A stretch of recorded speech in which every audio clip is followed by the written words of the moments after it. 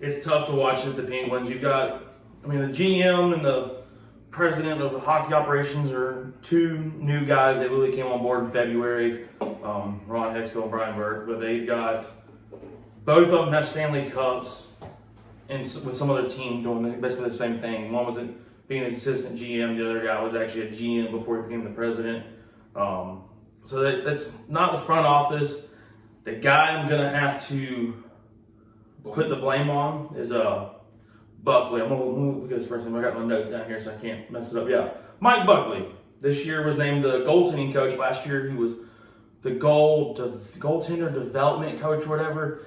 And you had Matt Murray, who had the same issues that Tristan Jarry's got this year, especially like going glove side. Going glove side just beat both of them. And it's like eventually it's like, okay, if you've got two good goalies and they both have like weak glove side, you would have to think the coach has got something to do with that. There's no way both these goalies just weaker. I mean, but isn't glove side supposed to be like the stronger side for most goalies? I mean, it all depends on who you talk to. I mean those things are coming in hot. I mean, I would agree, but I would think I would have more surface area with the glove to put. You would. I mean, you also just kind of think like you have a little more hand-eye coordination with that than with the stick and stuff like that. I guess with the stick, yeah. I mean, you can just kind of reach out and you can get more, get more wood on it, get your paddle out there and stuff like that. But I don't know. I think it's Jarry definitely cost the Penguins this series. I'm gonna straight up say that he just blowing leads. I mean, like I said earlier, played poorly, dumping a freaking pass into the Islanders and the double overtime for them to immediately just chip it back on. You can't do that stuff in playoffs. I mean, giving up 5 goals in Game 6 is ridiculous. You can't be doing that. And then give up 5 goals. Mike Sullivan there was kind of weird, like, Jarry got hot going into the season. He started off rough, and then you get like the playoffs towards the end of the year. It's just like he just shits the bed, takes the biggest bite of the shit sandwich. The two toughest guys on the team are freaking Crosby and Malkin, who should not be the two toughest guys on the team. And then you got like Mike Sullivan, who, you got Malkin, and we had 2 other skaters down, and so he reworked the lines and stuff like that, and they were rolling. I mean, it was clicking, everybody was moving, we were scoring, we were winning.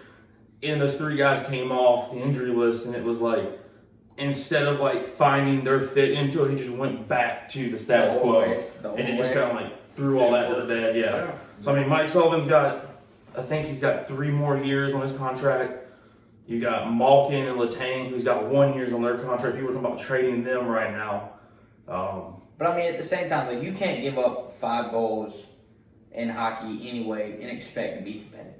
No. I mean, we scored 3 goals that game, but that's not going to do nothing when your goalie gives up. Yeah. He gave up, I think, 5, 2, 4, 5. I think it was. He gave up 2 of them within like a minute and a half of each other.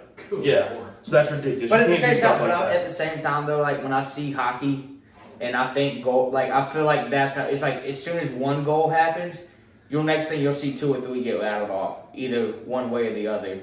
Either one team automatically goes right back down and scores, or you'll see the other team answer right back and they get either a lucky bounce or it's you can definitely tell there's like a momentum shift. Yeah, all of a sudden it's like, where was this? Especially when like that 1 goal like rattles the goalie, then you can almost tell they're just like, okay, they're literally taking every shot they got on net just because they know that goalie's rattling. Like one of them's gonna get through.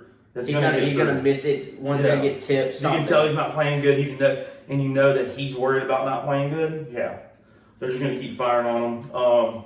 Unfortunate for the Penguins. I think there's gonna be a lot of rework coming up. They'll probably let Malkin and Letang walk after next year. Letang, as a defenseman, he's not tough enough. We need to get back to like having Patrick Hornquist, guys like that on the team that are like actual physical dudes. Hard-nosed dudes. Yeah, you gotta have people that are not on their ass. But anyways, I digress on that.